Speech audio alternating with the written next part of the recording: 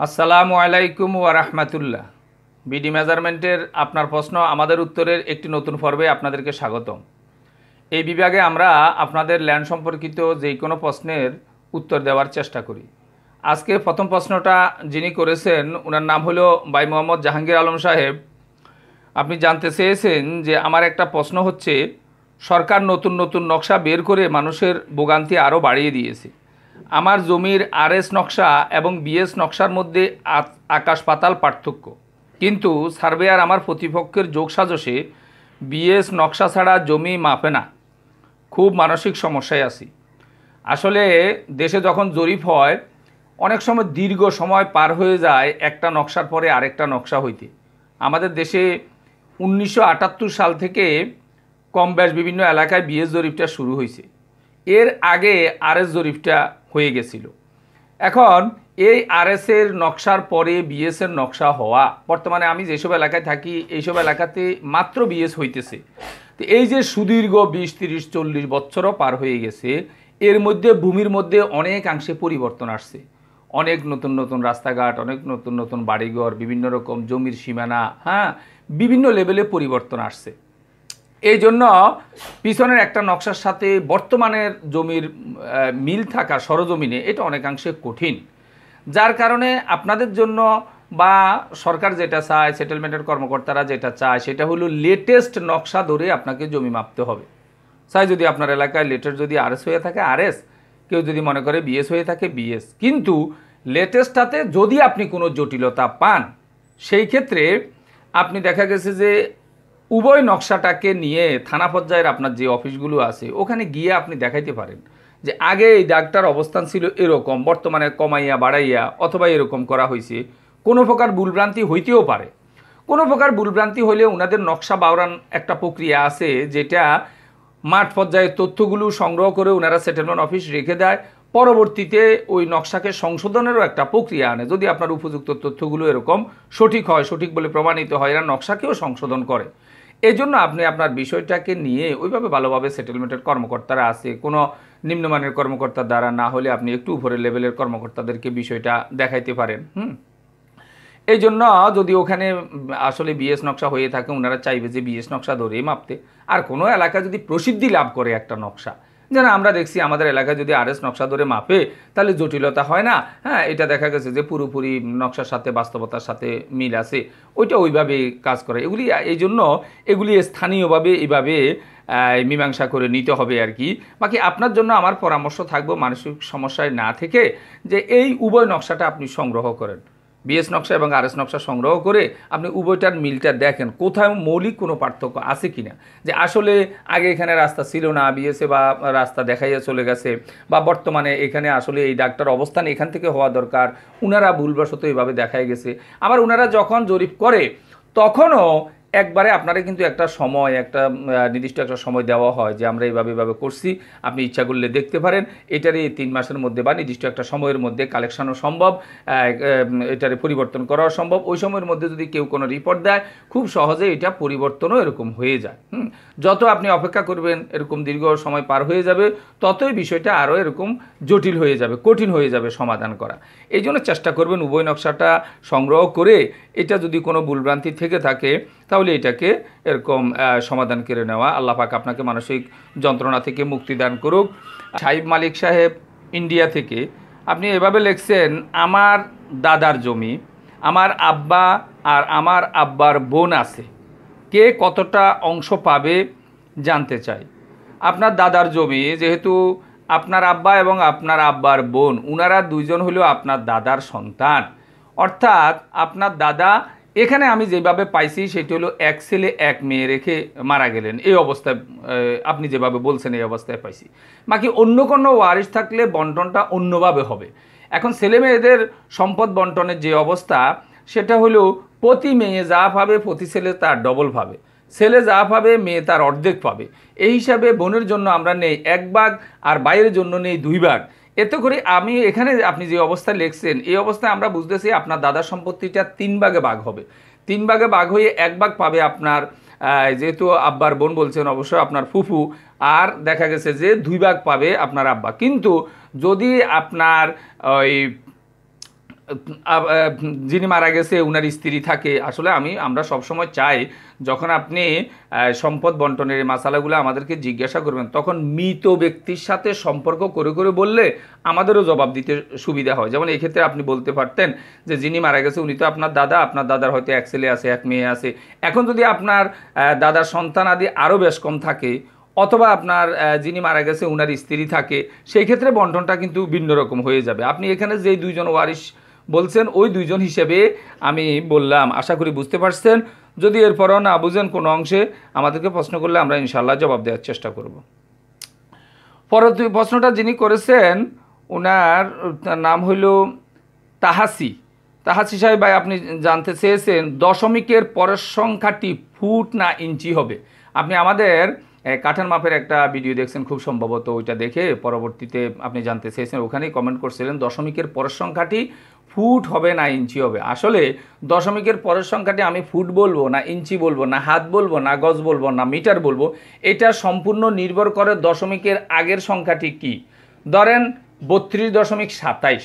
এখন এই যে 32.27 যে আছে, 27টা কি ফুট বলবো না ইঞ্চি বলবো না হাত বলবো না গজ বলবো, এটা নির্ভর করে আগে যে 32 আছে এইটা। আগের 32টা যদি ফুট থাকে পরেরটাও ফুট, আগের 32 যদি হাত থাকে পরেরটাও হাত, আগের 32 যদি গজ থাকে পরেরটাও গজ। হ্যাঁ, তবে এই দশমিকের পরেরগুলাকে পরবর্তীতে হাতে গজে ফুটে ওই আগেরটা অনুযায়ী ট্রান্সফার করে নিতে হয়, না হলে দেখা গেছে যে আপনি ওই অনুযায়ী কাজ করতে পারবেন, অর্থাৎ ইঞ্চিতে নিয়ে পরেরগুলাকে কাজ করতে। ধরেন 20.22 ফুট এভাবে পাইছেন। এখন 22 যে ফুট আছে দশমিকের পরে, এই ফুটটাকে তো আর ফুটে দিতে পারবেন না, পরবর্তীতে এটাকে যেহেতু আগেরটা ফুট আছে এটাকে বানাইতে হবে। এখন আমরা শেষেরটাকে ইঞ্চি বানাবো, এখন শেষেরটাকে ফুটটাকে ইঞ্চি বানাইতে হলে 12 দ্বারা গুণ করতে হবে। এইভাবে আমরা দেখা গেছে যে ফুটের সাথে পরবর্তীতে ওই অংশটাকে ইঞ্চি বানিয়ে নিব। ঠিক একই অবস্থায় ধরেন আপনি একটা জায়গায় পাইছেন 25.30 হাত। এখন এ 25 হাত তো ঠিক আছে, পরবর্তীতে দশমিক যে আপনি 30 হাত বলছেন এইটাও হাত, কিন্তু এই হাতটাকে আপনি হাতে দিতে পারবেন না, কিন্তু এইটারে আমরা ইঞ্চি বানাবো। তখন কোনো হাতের যদি আপনি দেখা গেছে যে ইঞ্চি বানাতে যান, তখন ওই হাতটাকে আমরা 18 দ্বারা গুণ করব, তখন এরকম ইঞ্চি হবে। এটা ইনশাল্লাহ আশা করি বুঝতে পারছেন। দশমিকের পরের সংখ্যাটা সবসময় নির্ভর করবে আগের সংখ্যাটা যেটা এটার উপরে, ওই অনুযায়ী পরবর্তীতে আমরা ইঞ্চি বানিয়ে এগুলাকে এরকম কাজটা করতে হবে, বাস্তবের সাথে মেপে দিতে হবে। পরবর্তী প্রশ্নটা যিনি করেছেন ওনার নাম ফারুক মণ্ডল সাহেব, আপনি জানতে চেয়েছেন স্যার আমি একজন আমিন, আমার গ্রামের বাড়ি কুড়িগ্রাম জেলায়। স্যার বাইয়ের জমি বিক্রি করতে পারবে? জানতে চেয়েছেন বাইয়ের জমি বিক্রি করতে পারবে কিনা। বাইয়ের জমি আসলে বিক্রি করতে পারবে না, কারণ জমি বিক্রি করার জন্য মালিকানা দরকার। তো বাইয়ের জমির মালিকানা হয় না, কিন্তু ওই বাই যদি কোনো কারণে ওকে মালিক বানায় দেয় তখন সে বিক্রি করতে পারবে। আর যদি দেখা গেছে যে কোনো কারণে ওই ভাই মারা গেছে কিন্তু ওই ভাইয়ের লিগ্যাল অভিভাবক এই ভাই হয়েছে, তখন শুধুমাত্র পারবে, এর আগ পর্যন্ত পারবে না। লিগ্যাল অভিভাবককে এটা কোর্ট নির্ধারণ করে দেয়, যখন একটা লোকের নাবালক থাকে অথবা অভিভাবক বিহীন থাকে, তখন তার অভিভাবক এখন এই পর্যায়ে কে হবে এটা আদালতের মাধ্যমে এরকম সিদ্ধান্ত হয়, তখন শুধুমাত্র ওই ব্যক্তি বেচতে পারবে।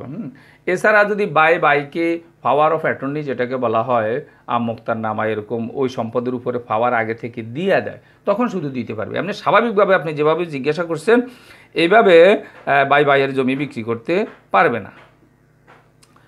পরবর্তী প্রশ্নটা যিনি করেছেন উনি আরিফ মিয়াজি, আপনি সালাম দিয়েছেন। ওয়ালাইকুম আসসালাম ও রহমতুল্লাহ। আমি আরিফা মিয়াজি কুমিল্লা থেকে। আমার একটা প্রশ্ন, যদি একটি বিরোধ মীমাংসা সীমানা সমাধান করতে চাই তাহলে আমাকে প্রথমে কি কাজ করতে হবে? মানে আমি যদি একটি বিরোধমুক্ত সীমানা পাই তাহলে কাগজে কিভাবে নকশা অঙ্কন করব জানাবেন।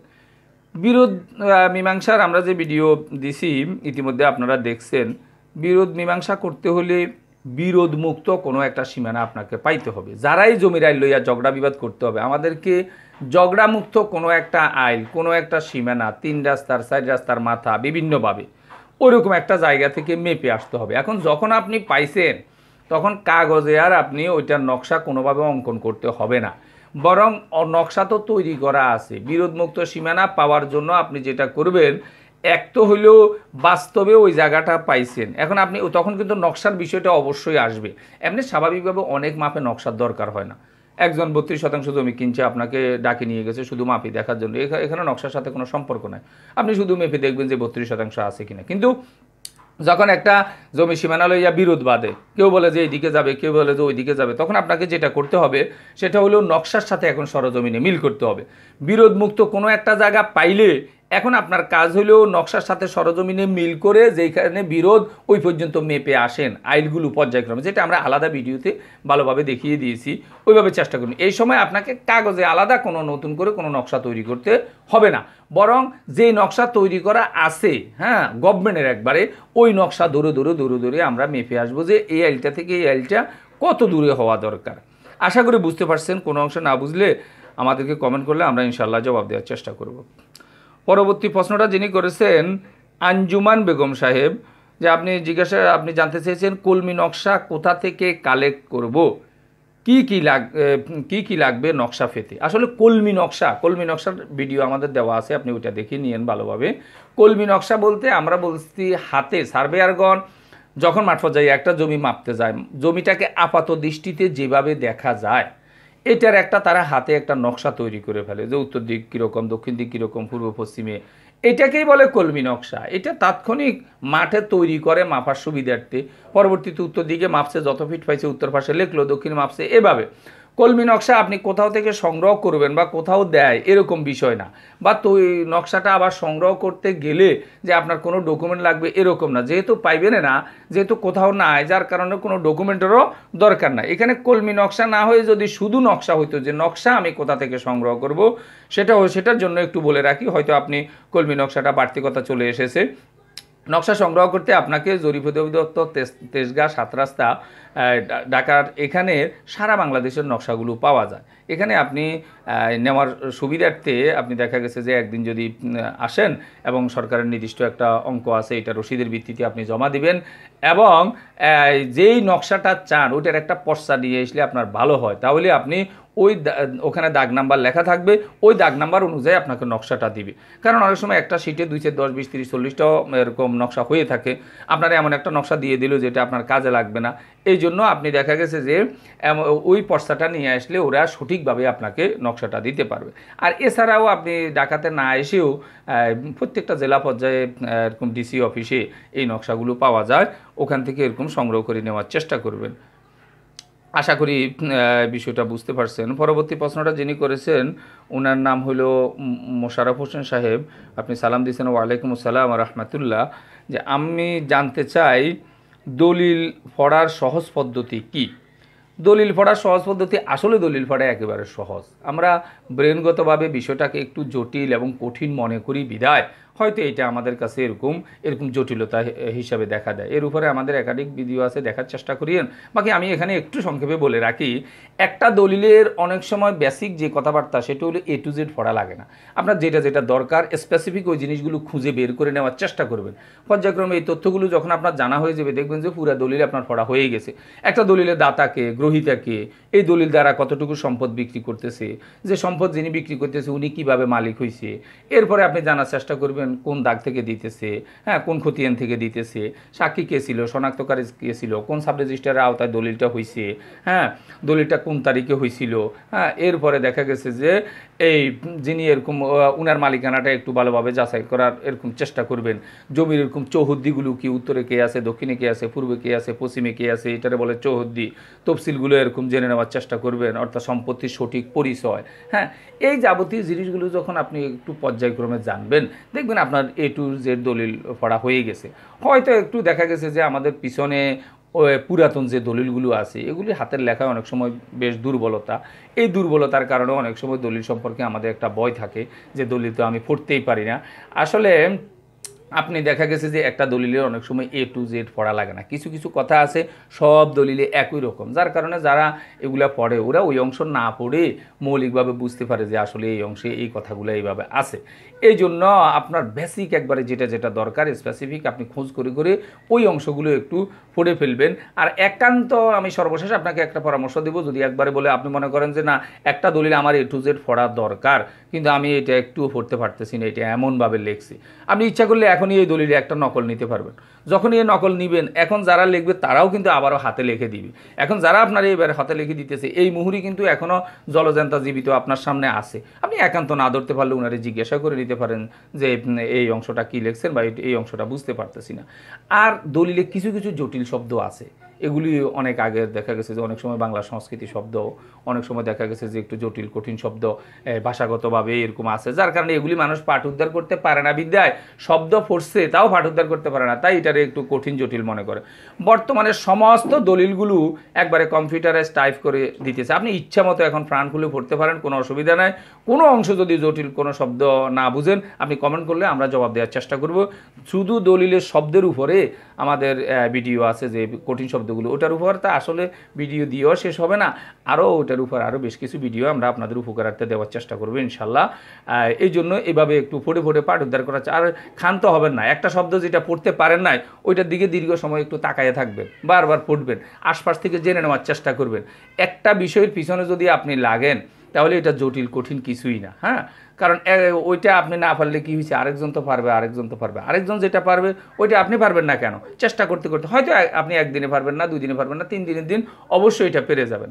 এই জন্য একটা জিনিসের পিছনে লাগেন, দলিল পড়া তেমন কোনো কঠিন কিছু না। আমাদের সামনে ইনশাল্লাহ যে কোনো লেভেলের যত প্রকারের দলিল আসুক, যেই কোনো অবস্থায় আসুক, লেখা আসুক, আমরা ইনশাল্লাহ যে কোনোভাবে এরকম পাঠ উদ্ধার করার এরকম চেষ্টা করি। এই জন্য আশা করি বিষয়টা বুঝতে পারছেন, কোনো অংশ না বুঝলে আমাদেরকে আবারও কমেন্ট করতে পারবেন, আমরা ইনশাল্লাহ জবাব দেওয়ার চেষ্টা করবো এরকম। পরবর্তী প্রশ্নটা এরকম যিনি করেছেন ওনার নাম হলো সেফাতুল্লাহ বাই CS দাদার নামে RS মাঠ ফর্সা বাবার নামে এবং ছেলে কি দলিল দিতে পারবে খারিজ করা ছাড়া, জানতে চেয়েছেন এরকম। আসলে যে জমিটার কথা হয়তো বলতেছেন CS পর্সাটা আছে দাদার নামে, RS এবং মাঠ পর্সা এগুলি বাবার নামে হয়েছে। এখন আপনি জানতে চাইছেন ছেলে এই অবস্থায় দলিল করে দিতে পারবে কিনা। না, এই অবস্থায় ছেলে দলিলটা করে দিতে পারবে না। ছেলে দলিল করে দিতে হইলে সে কোনোভাবে এটার মালিকানায় আসতে হবে, তার বাবা মারা গেলে সে মালিকানায় আসবে। বর্তমানে মালিকানায় আসলেও তার নামে খারিজ করা ছাড়া, আপনি বলছেন যে খারিজও তার নামে না হওয়া পর্যন্ত সে কিন্তু এরকম দিতে পারবে না। যখন সে জমা খারিজটা নিজের নামে করে নেবে, মিউটেশন করে নেবে, তখন সে এই জমিটা অন্যকে দিতে পারবে, এর আগ পর্যন্ত তার পক্ষে দেওয়া সম্ভব হবে না, দিলেও কোনো অংশে এরকম বৈধ হবে না। আশা করি বিষয়টা বুঝতে পারছেন। আরও কোনো প্রশ্ন থাকলে আপনারা আমাদেরকে এরকম কমেন্ট বক্সে জানালে আমরা জবাব দেওয়ার চেষ্টা করবো ইনশাল্লাহ। আমাদের আজকের প্রশ্ন উত্তর পর্বটা এই পর্যন্ত থাকবে। আশা করি এই ভিডিওটা আপনাদের ভালো লাগবে, ভালো লাগলে লাইক কমেন্ট এবং শেয়ার করবেন। আর আমাদের এরকম ধারাবাহিক ভিডিওগুলো পাওয়ার জন্য চ্যানেলটাকে সাবস্ক্রাইব করবেন। এই আশাবাদ ব্যক্ত রেখে আজকের টিউটোরিয়ালটা, আজকের প্রশ্ন উত্তর পর্বটা এখানে শেষ করছি। আল্লাহ হাফেজ।